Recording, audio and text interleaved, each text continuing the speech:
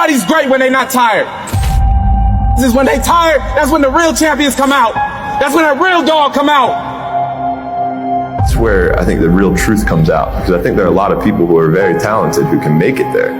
There are very few people who can deal with the pressure and the stress that happens when we're there. I feel I'm the best ever. It's not bragging or boasting. The proof is in the pudding. In my mind, I'm always the best. I am the greatest fighter of all time. And when I hit you with a hard right hand, you will fall. You're gonna win tomorrow. You're gonna win right now. If you're passionate about what you're doing, keep going, keep believing, reach for the stars. Everything is always impossible until someone does it. Maybe it has never been done before. That's perfectly fine with me. But I'm gonna do it. Never say never, because limits, like fears, are often just an illusion.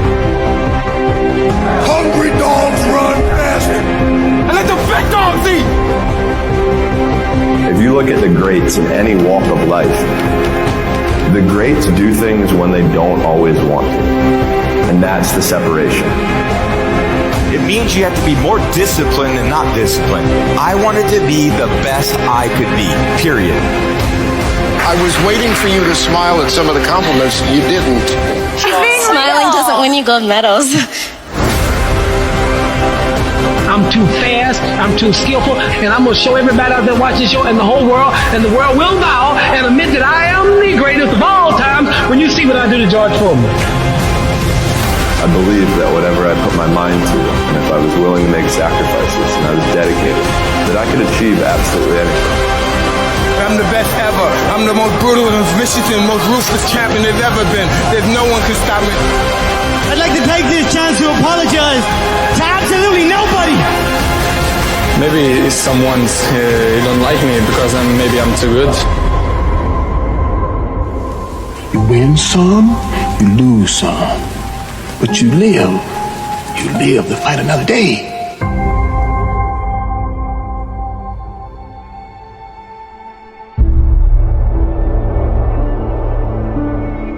And I've always believed like I'm the Michael Jordan of this industry. When I'm on the air, I'm the one that will make you want to hear from me. I don't care who I'm on the air with. I don't care who it is. It does not matter to me.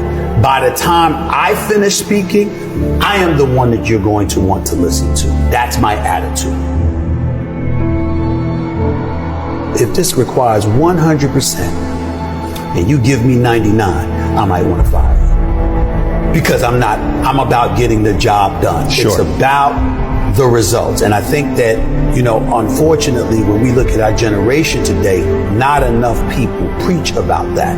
Because I think that we live in a society where people have become masters at pointing the finger at other people as to reasons why things don't get done. I think there's too much explanation that goes on.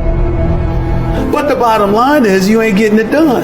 And if you're not getting it done, I need somebody that can get it done. I am of the belief that if you truly adopt that belief in your soul, then you walk to work every day not looking for excuses. You're looking for a way for the job to get done. And in most instances, you are going to be successful than not. You want to go with status quo, you're perfectly, fine with flowing along, just safe, get along, secure. safe, secure, whatever. But when you're trying to win, you're constantly looking to get better.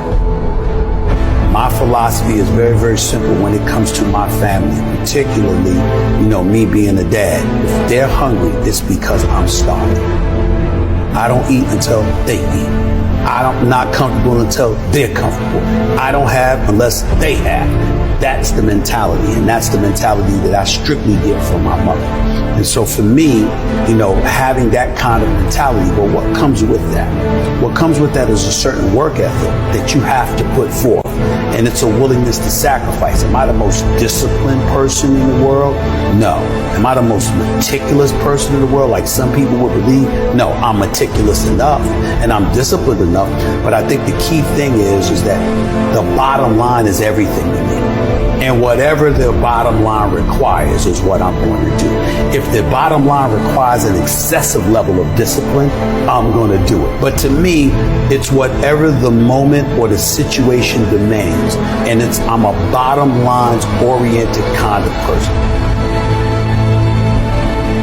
You don't assume that opportunities are waiting for you. You know obstacles are standing at every door. Right. And so that challenge that you have to embrace and you have to deal with, that's hard to deal with when you have achieved. You don't work hard to play hard. You work hard to have the ability to play when you want to. But there's a difference. You handle your responsibilities first. And when you work hard and you have that sense of pride, it goes right out the window if you utilize your efforts in the wrong fashion. But when you do what's right, and it's based off of that effort that you put in, then you feel good about it because you took care of your responsibilities. Then you can go play. And I was not always confident. There's no doubt about that. I've always had my insecurities. What I firmly believed in was, as it pertained to me, was that I always worked hard. I was never lazy. I was always somebody that believed in hard work. Betting on yourself is believing in you. Knowing who you are, what you're worth, having an idea about it anyway, and willing to work towards that, to validate that reality. That's betting on yourself. It's your job. And if you can't do it, you scratch, claw, and even die trying.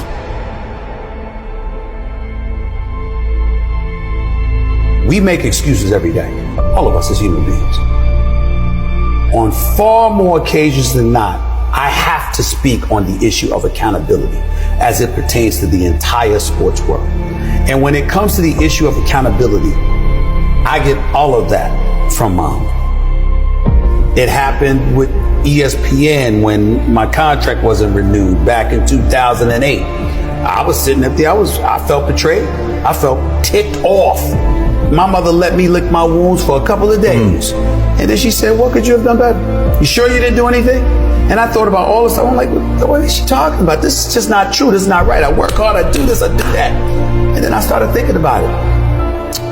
Yeah, I was a pain in the ass. I did kind of complain a little bit too much. But the biggest thing that I remember doing is that I always came to the bosses with problems. I never came to them with solutions.